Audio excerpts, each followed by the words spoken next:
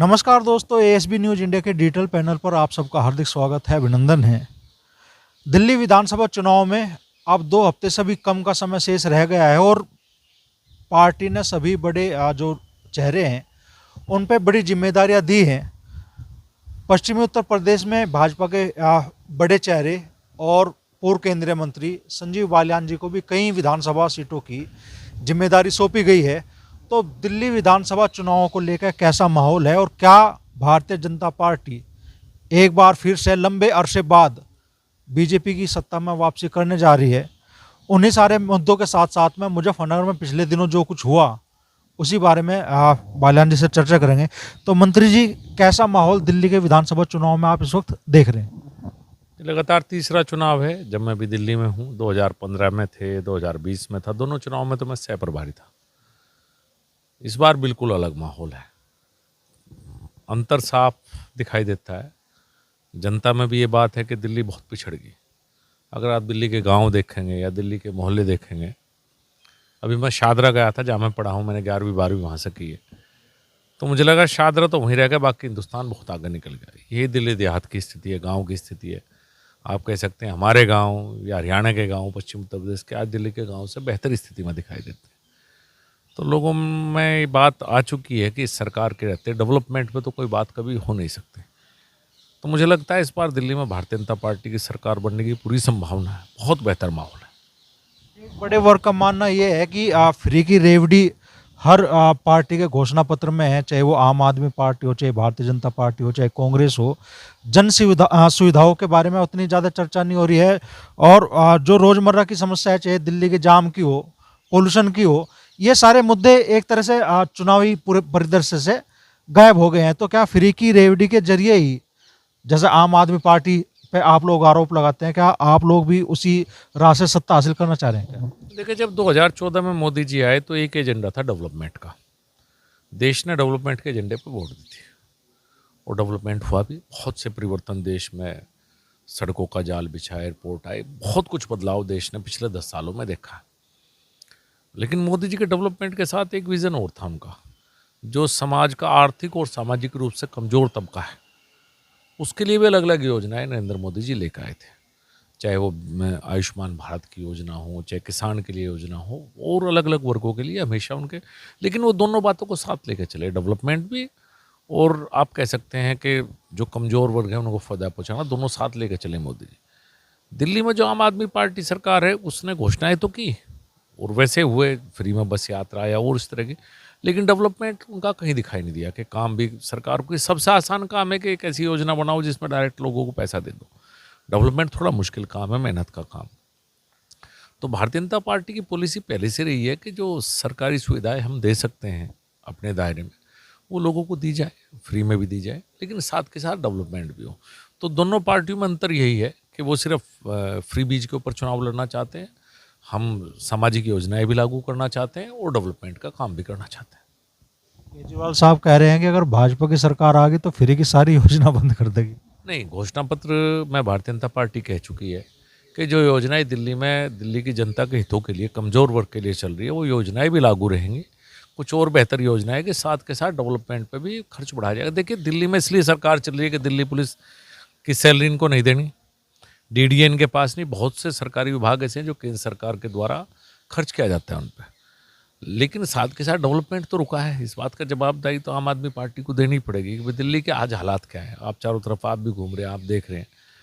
तो Bharatiya Janata party development पे है, लेकिन योजनाएं भी जारी रहेगी, भाजपा स्पष्ट कर चुकी है। शायद आपकी ड्यूटी लगी है दिल्ली आउटर की विधानसभाओं में, क्या लग रहा है कि भाई दिल्ली देहात में क्या माहौल है और जिन विधानसभाओं की जिम्मेदारी आपके पास है, क्या रिजल्ट उनका आने वाला है? देखिए, मैं ज़्यादातर दिल्ली देहात जाता हूँ, बीच में शादरा भी चला जाता हूँ, क्योंकि शादरा में पश्चिम उत्तर प्रदेश की बड़ी संख्या है और बाहरी दिल्ली में तो पहले से मेरा विशेष लगाव रहा है, आना जाना रहा है।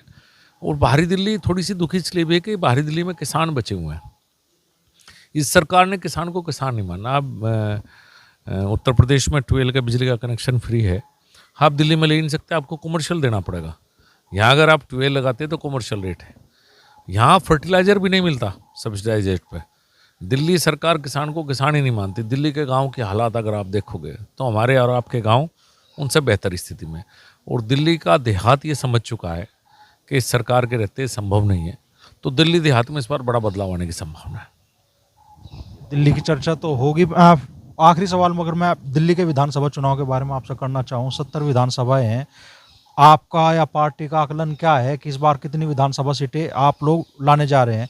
ये सवाल इससे भी महत्वपूर्ण हो जाता है कि पिछले 2 लोकसभा चुनाव से हम देख रहे हैं कि भाई सातों की सातों सीटें 3 लोकसभा चुनाव से आपके पास रहते हैं, लेकिन विधानसभा चुनाव में दिल्ली की जनता का कुछ और ही जनादेश देती है।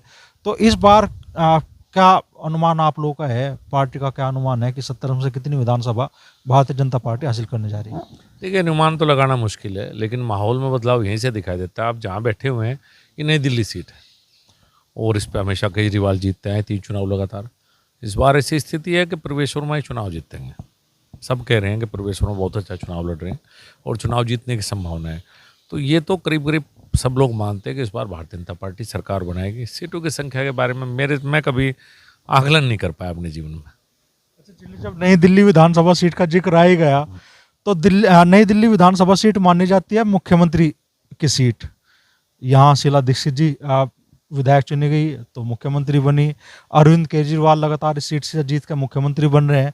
आप लोगों ने प्रवेश वर्मा जी को सामने चुनाव मैदान में उतारा है, तो क्या प्रवेश वर्मा जी अगर भाजपा की सरकार बनती है तो क्या मुख्यमंत्री बनेंगे दिल्ली के? भाई, ये तो बाद में तय होगा, पार्टी तय करेगी, विधायक तय करेंगे। क्योंकि भारतीय जनता पार्टी ने कोई मुख्यमंत्री पद का उम्मीदवार डिक्लेयर नहीं किया, तो ये तो पार्टी और विधायक तय करेंगे बात।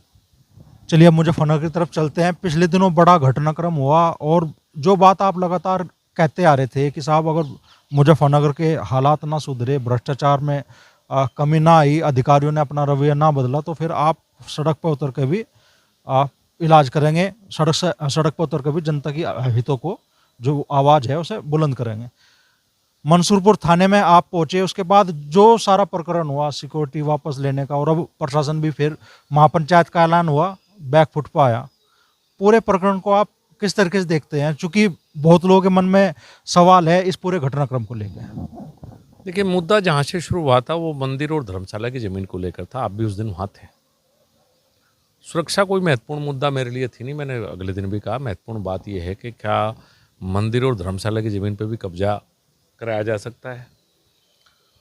तो सुरक्षा तो बीच में बात आई, उससे पहले शुरू हो चुका था। वो एपिसोड करीब करीब समाप्त हो चुका है। और पंचायत से पहले जो बात हुई थी प्रशासन के साथ, गांव के लोगों की, जो पंचायत में शामिल लोग थे उन लोगों की, उसमें स्वीकार किया प्रशासन ने। और उसके अगले दिन प्रशासन अब पार्टी भी बन चुका है। प्रशासन ने लिख के भी दिया है कोर्ट में कि नहीं, ये मंदिर इस पे है, मंदिर की ज़मीन है, धर्मशाला की ज़मीन है। दुर्भाग्य से प्रशासन को ये नहीं पता कि ज़मीन उनके नाम क्यों चढ़ गई। कोई रिकॉर्ड अभी तक तो मिला नहीं। हमारे पास तो रिकॉर्ड है 1960 का बैनामा, जिसमें मंदिर और धर्मशाला के नाम है। ये मंदिर और धर्मशाला से 2003 में ज़मीन कैसे चलेगी डिस्टिलरी के पास, ये किसी को नहीं पता। तो अब प्रशासन स्वीकार कर चुका है, मंदिर है, धर्मशाला है, कोर्ट में भी पार्टी बन चुका है।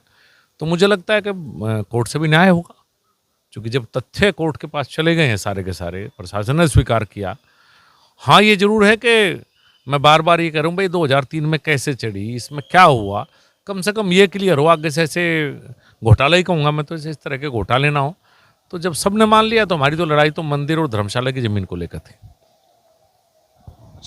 क्या संजीव बालियान जी का ये अवतार आने वाले दिनों में भी दिखाई देगा जनहित के मुद्दों पे? बिल्कुल, जो भी जनहित के मुद्दे हैं, जो भी मुजफ्फरनगर की जनता के मुद्दे हैं, हम चुनाव हारे हैं।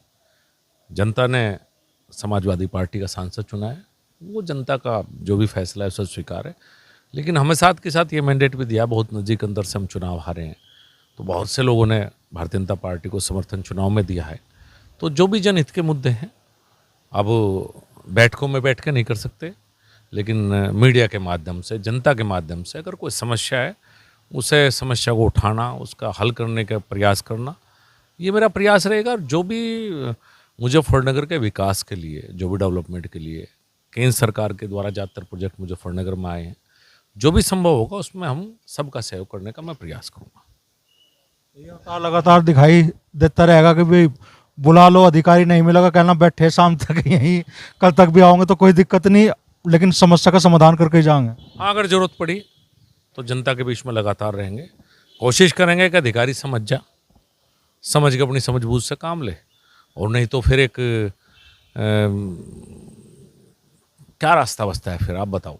एक जनप्रतिनिधि के पास अगर नहीं सुनी जाएगी बात, तो यही रास्ता बनता है कि जनता के बीच में जाए। कोशिश करेंगे, चूँकि भारतीय जनता पार्टी की सरकार है, मैं भारतीय जनता पार्टी का कार्यकर्ता हूँ, कि अधिकारी समझें इस बात को, जनता की भावनाओं के अनुरूप कार्य करें, एक बेहतर व्यवस्था जनपद में बना के दें। अगर बेहतर व्यवस्था भी नहीं करेंगे तो विरोध जारी रहेगा। तो बड़ी बात मंत्री जी कह रहे हैं, दिल्ली विधानसभा चुनाव को लेकर भी भरोसा जता रहे हैं कि माहौल बदल रहा है, भारतीय जनता पार्टी दिल्ली की सत्ता में वापसी करने जा रही है। और मुजफ्फरनगर में जो कुछ हुआ उसके बाद संजीव बालियान जी कह रहे हैं कि जनहित के मुद्दों पे जिस तरीके से मंसूरपुर थाने में उनका रूप लोगों को देखने के लिए मिला, आगे भी अगर अधिकारी जनता की सुनवाई नहीं करेंगे तो वो उसी रूप में सामने आएंगे।